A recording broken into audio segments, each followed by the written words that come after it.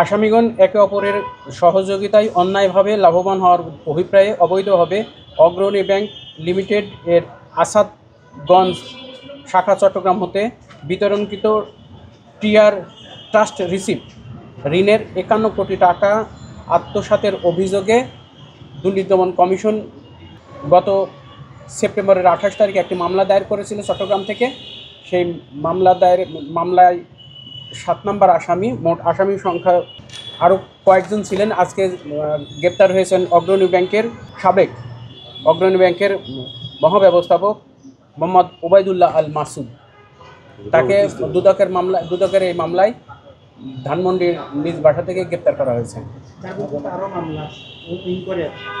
হ্যাঁ, অন্য যে ইনকোয়ারিগুলো সেটা যথারীতি চলমান আছে।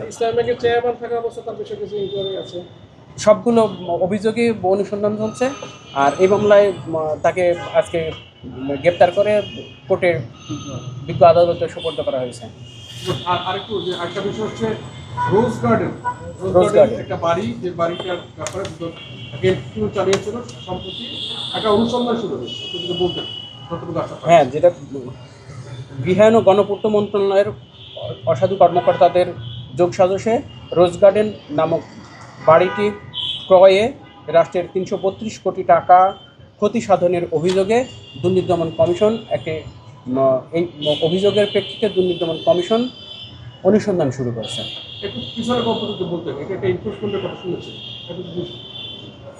এই অভিযোগ পাওয়ার পরে দুর্নীতি দমন কমিশন এখানে এই বিষয়ে অভিযোগের প্রেক্ষিতে দুর্নীতি দমন কমিশন অভিযান পরিচালনা করছিল। অভিযানের প্রেক্ষিতে যে তথ্য পাওয়া গেছে তার প্রেক্ষিতে প্রাথমিক অনুসন্ধান শুরু হয়েছে। ইস্টার্ন ব্যাংকের চেয়ারম্যান জনাব শওকত আলী চৌধুরী ও তার পরিবারের সদস্যদের ব্যাংক হিসাবে ৮,০০০ কোটি টাকা লেনদেন এবং এলসির মাধ্যমে জাহাজ ভাঙার নামে বিভিন্ন অনিয়ম, দুর্নীতি ও ক্ষমতার অপব্যবহারের মাধ্যমে শেল কোম্পানি নামে বিদেশে অর্থ পাচারের অভিযোগে একটি অনুসন্ধান শুরু হয়েছে। আপনারা জানেন যে অনুসন্ধান কার্যক্রম শুরু হওয়ার পরে বিভিন্ন জায়গায় এই সংক্রান্ত তথ্য সংগ্রহের জন্য পত্র প্রেরণ করা হয়। একেবারে প্রাথমিক পর্যায়ে এটা বিভিন্ন জায়গায় তথ্য চেয়ে পত্র প্রেরণ করা হচ্ছে। সংশ্লিষ্ট সকল জায়গায় আমাদের অনুসন্ধানকারী কর্মকর্তা একটু টিম গঠন করেছে। টিম মূলত অনুসন্ধান পর্যায়ে যেখানে যেখানে ওনারা প্রয়োজন মনে করবেন সব জায়গাতে পত্র প্রেরণ করা হবে। শুরু হয়েছে পত্র প্রেরণ। একটা অভিযোগ তদন্ত শুরু করেছিল, যে তদন্তটা বন্ধ হয়ে গেছে আগস্টে। আপনাকে বিএফআইয়ের কাছে কোনো সহযোগিতা চাবেন কিনা? অবশ্যই যেখানে অনুসন্ধানের স্বার্থে যেখানে যেখানে প্রয়োজন সব জায়গাতে পত্র প্রেরণ করা হবে, সকল জায়গা থেকে তথ্য সংগ্রহ করা হবে। একটা বিষয় সেটা হচ্ছে এই যে রোজ গার্ডেনের কথা বললেন, যে রাষ্ট্রের প্রতিসাধন করছে, রাষ্ট্রের কিভাবে প্রতিসাধন করলো, মানে কি প্রতিসাধন হলো?